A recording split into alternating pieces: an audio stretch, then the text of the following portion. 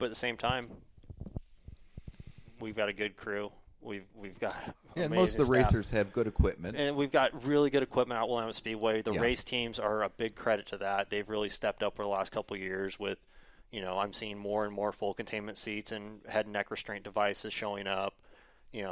People are getting more religious about their safety equipment out there in a lot of respects. I know we hammer that home on this show a lot, is the safety equipment.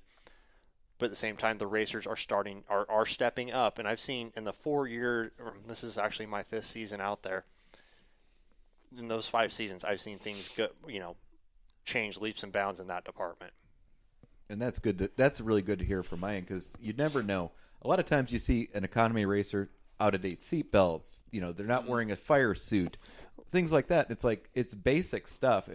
I hate to say it, sometimes if you can't have that, you shouldn't be out there yet. Even to your team's credit, the way you guys construct your Hornets is changed completely from when we had the 4-cylinder truck class. Yeah. At Willamette Speedway, and even the modified chassis from Rod stepping out of that old 3-link Pro into the new Schwartz.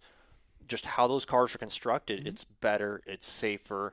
I'm not saying that the new equipment is a must, but it definitely helps. Yeah, our Hornets by any means aren't the best, but they're safe. And that's what counts. I mean, we look at what happened a couple weeks ago with the V8 machine. It's a good thing that car was well built, because Chloe took a shot that could have really done some permanent damage. And we actually Will Drager has been in contact with the cage manufacturer, and they're even wanting pictures and everything else to know where could we improve. And he's like, dude, the cage is strong. Yeah. Cage is ready to get bolted into another ride. Yeah. They're like, whoa. Yeah. That was and that all happened so fast, because I was on the other side of the track when it happened, and it just went red. Yeah. I was like, that was one of those deals. I didn't see it. I was turning my head, but the noise it made, that thud, was that's the one noise at a racetrack you don't want to hear. Much Never. like Newquist, up in turn 3 this week. I heard that and was like, oh. Yeah, Crystal's crash this year. Yeah. I mean, we've had some bad crashes this year, but the best part is race season's tapering down towards the end. We've got 2 big car shows left at Willamette, 2 kart nights left. Yep. And we've got all winter long to prep for 2018. Yep. Yeah, That's it's going to be a part. good year. It's going to be a good year. The Northwest Race Car Show, we're going to do that in April. Yeah, buddy. It's going to get bigger and better. It always does. Bigger and better. Maybe we'll finally get that project done we wanted to deal with for this last year. Maybe. We'll see. Sounds like there's a lot of projects involved here. Just like 1 or 2. But they're big, though. But they're big. They're not the little ones that we're Moxie. We go big or go home. Yeah, that's true. But I think when we get that thing done, and we'll have that done for the car show, that'll be cool. Yeah, it'll be awesome. So, anything you guys want to talk about before we hit the brakes and get on out? I mean, we got 11 minutes left to broadcast, but I just want to throw it out there and thank the whole crew here at AMCO: Scott, Nigel, Billy, Mac, Phil. Dom, Phil, Zach, everybody for hosting us here tonight. It's been a great experience being out of the studio and out in the field, as well as getting to see that really nice. See, this is the first time. This is the first time you and I have got to do a live location together. Now, Warren and I did one over at the hobby shop with Casey Vitale, but this little facility, things. Listen, it's 9:00 at night, and they finally turned the shop lights off out there. And these guys work around here. They're working on customers' cars at 9:00 at night. And I've been here for 14 hours now.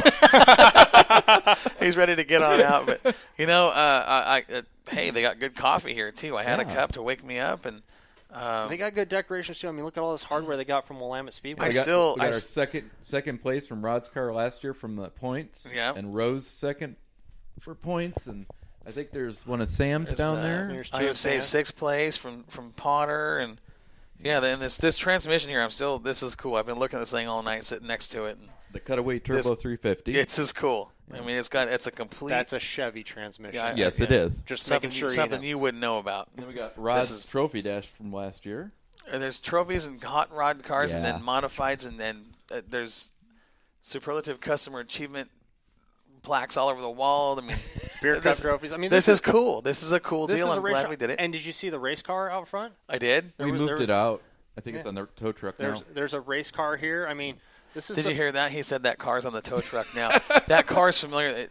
It's Ryan Trask. It's Skippy's. Hornet. Yeah, I don't know if he was listening or not. Used to being on a tow truck. So. I'm just kidding. Finally, it's you saying it, not me. I'm just kidding, buddy. We're just going to get the frame pulled for him. Yeah. Get him back in shape for him so he can get out racing. Because it had to get towed off. Tow truck. I'm just kidding. I love it. Skip, I am not prompting this, buddy. This is all him. But, it's been a good night. Once again, Dom, thanks for having us here. Of course. It's been a fun experience. So, hey, I can tell you right now, I brought a Blazer in here that needed some work. My little gold Blazer that we gave to Alex, our daughter, and she's driving it now, and needed some work and needed a significant amount of work. Just maintenance. Had been sitting for a year and a half, and these guys said bring it in, brought it in, and did some pretty big things on it. And a day and a half later, it was driving away in perfect shape, and it didn't cost me $1 million. That's so. And so you guys have this one location here in Corvallis that we're at tonight. Yep, we have Newport, and the new one in Lebanon that'll be opening soon. So 3 locations, all in racer country. Yep. If they want to get a hold of you, how do they get a hold of you, Dom? Well, typically you can call the 1-800-GO-AMCO, and that'll put you to the closest one to where you're at.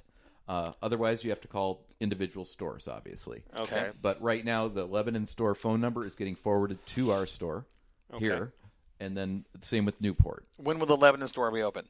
They've been talking about for a few months, but as of right now, they just dropped off a bunch of equipment today. Phil was down there today. I'd probably have to say in about a month and a half max. It's putting in some new lifts? Or? We're waiting. Yeah, the lifts are in. They're waiting for some signs. It's right next to the Jack in the Box on Airport and Main. So. Right there, across from Citizens Bank, same parking lot. Yep, same and the parking one lot. here in Corvallis is right here at 5th and Fillmore. Yep, we're right across from the Toyota dealer. Yep. So easy to find. Easy to find. Come in on the bridge, go to 5th, take a right, up about 4 blocks, and there it is on the corner. You can't miss it. AA. Beep, beep. MCO. Gotta love it. I won't do that. I will. He's got his trained stage monkey right here to do it. Yeah. They probably get tired of hearing that. Oh, yeah. In fact, Rod's car used to say that on the back. It did. Yep. Yeah. I remember the Pro had that on there. Yeah, I think this one. Yeah.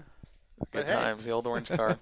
So, again, everybody out there listening to Northwest Dirt News, we want to thank you for being loyal listeners. I know we've got a lot of them out there, not just in Oregon, but across the country, and hope that we've helped make people think about some things in a better light. And remember that we're all one big racing family, and we're supposed to be friends and do this for fun together and have a good time to do something we enjoy. And let's think about that from here on out and keep things let's keep it positive. Family sport. Right. Let's keep it positive, whether it's at the racetrack or on social media. Let's let's remember why we do this and consequences that can happen when we don't think. I think it's important. So again, thanks for listening. Coming to you from the AMCO Transmission Total Car Care Center in Corvallis. For Moxie Media Promotions, I'm Corey Penfold. I'm Joel Mamora. And I'm Dominic Conti. And we will see you at the races. Northwest Dirt News is a production of Moxie Media Promotions, brought to you by our title sponsors, Crocker's Cars and Northwest Trucking Academy, in association with Jetstream Aqua Massage, Stumbling J Livestock, Swears Trucking, Tommy's Transmission, Rugged Radios, and you, the race fans. Don't forget, you can reach us 24/7 at nwdirtnews@yahoo.com.